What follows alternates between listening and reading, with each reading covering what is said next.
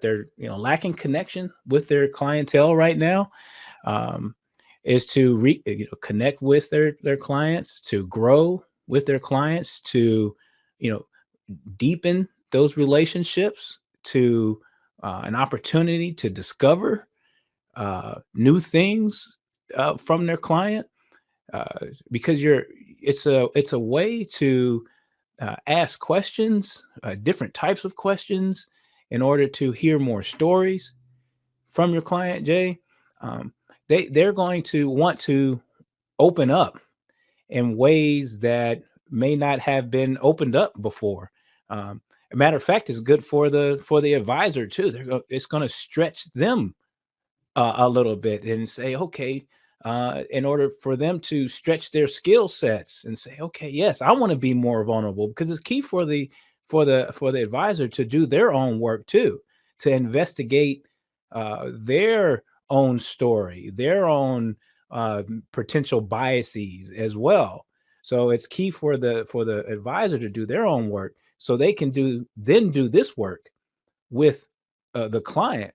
The client will appreciate this approach, this human side, this uh, financial psychology. When we talk about financial psychology, we are talking about. Let's get specific with that, right?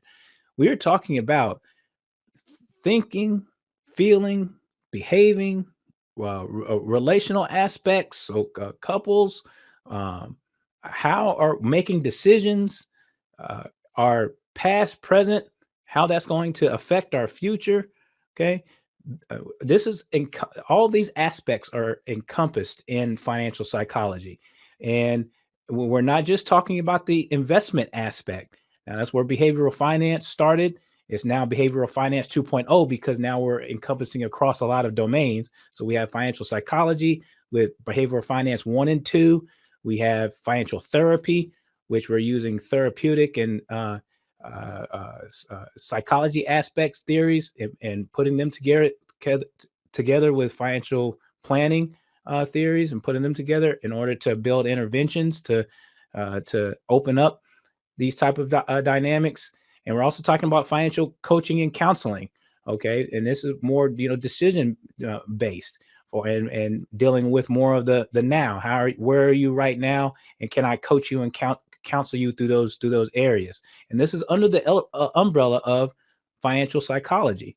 Okay, and then it's using the tools and techniques in order to facilitate these stories, these sharings, these vulnerabilities, these empathetic moments.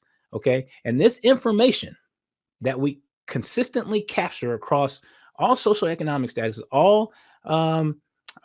all life cycles. Okay, that we obtain from the client, and we're sharing amongst client and practitioner.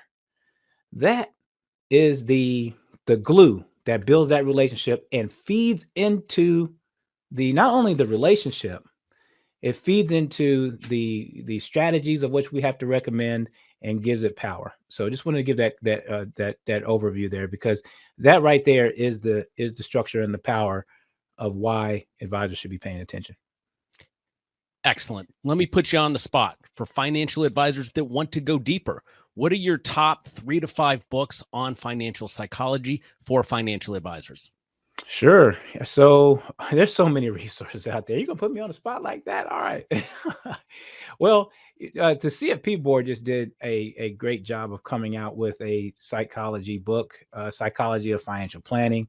And there are some very prominent thought leaders that have been around and are in our current right now, that have contributed to that book. So that's a good place to start.